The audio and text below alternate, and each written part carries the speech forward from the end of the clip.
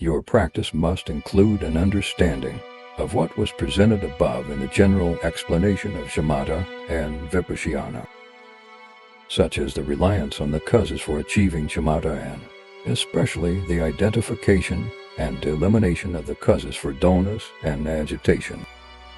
Moreover, in a very secluded place, one unfrequented by other people during the day, with little noise at night, and where all the necessary conditions of water, wood, fuel, and so forth are available, you should cast aside anything that causes you physical or mental distraction.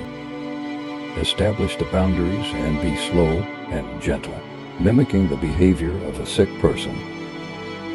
Restraining your sense faculties, alert behavior, moderation of food, and so forth, because without those it is difficult to achieve mental stillness.